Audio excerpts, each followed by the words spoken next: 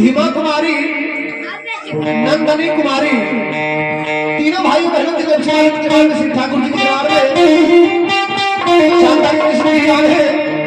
ऐसी दानी बाबू की जय हो, दानी बाबू की स्वर्ग परिवार की जय हो, जय हो माता पिता की जय हो। इसको भोला बाबा से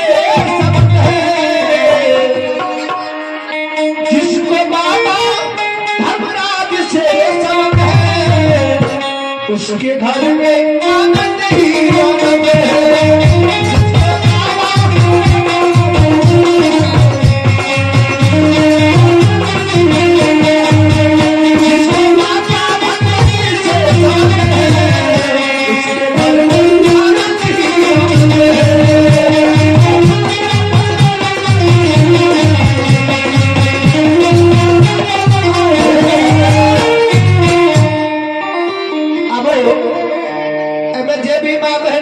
शिव चर्चा वाली एक बार अवश्य भगवान के नाम ले लियो कि राम जी अपना अपना बैठल बैठल गुरु बाबा के नाम ले। जिसको भोला बाबा से संबंध है, जिसको शिव गुरु से संबंध है, उसके घर में आनंद ही आनंद है।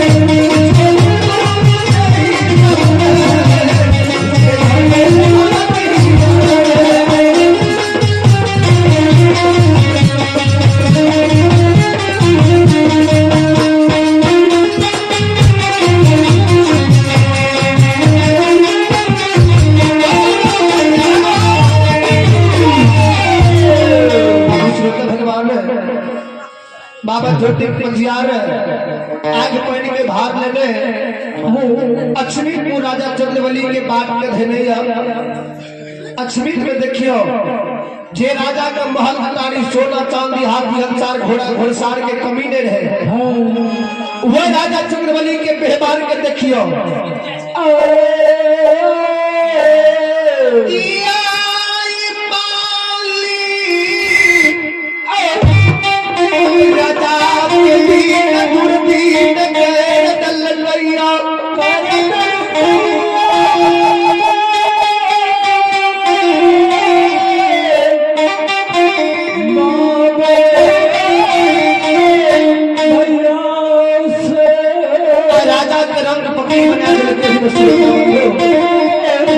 राजा रानी दोनों स्रोत का भगवान दुखियारी के रूप में रानी चंद्रवती राजा चंद्रवली से जवाब अपने स्वामी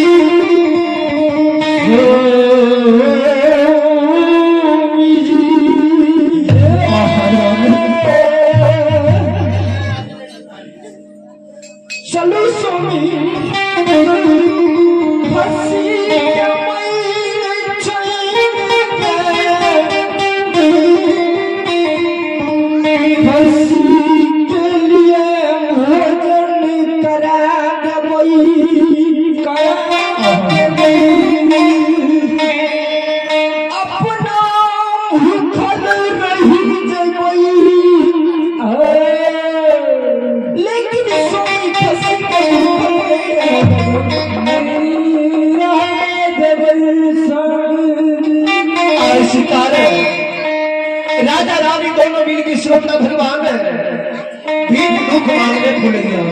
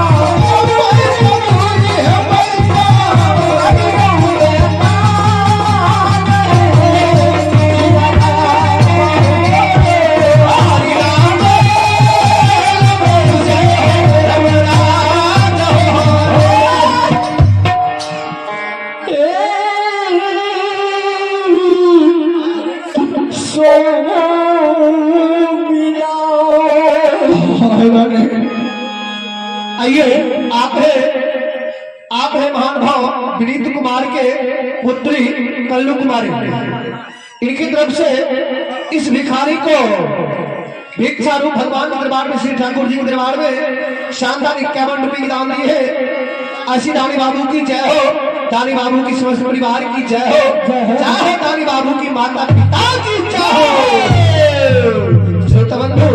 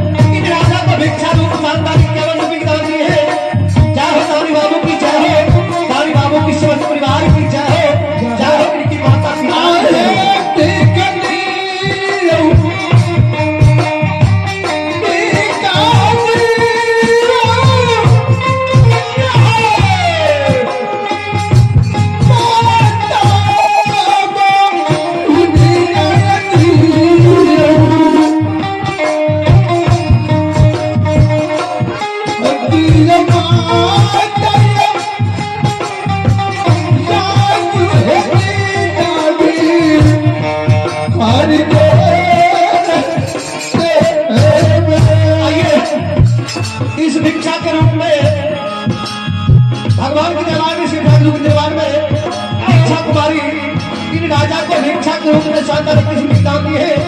ऐसी दानी बाबू की जय हो, दानी बाबू की समस्त परिवार की जय हो।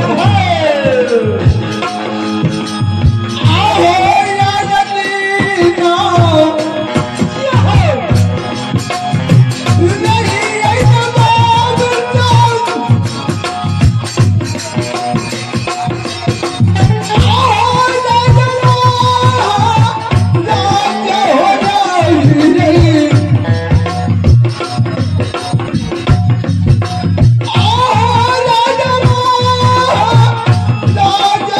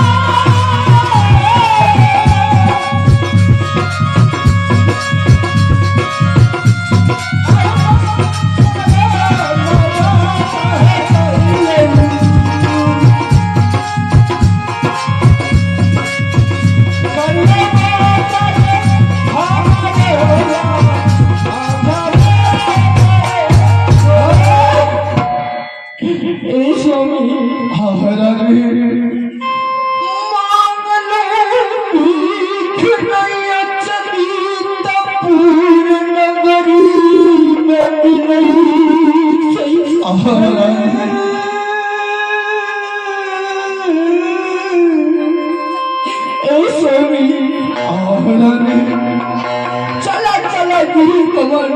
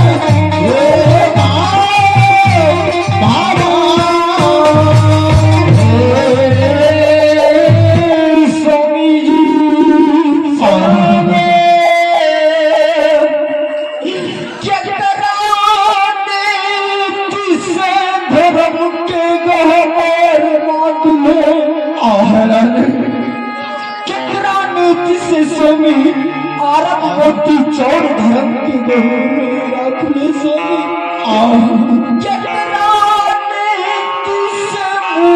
के तरल डाल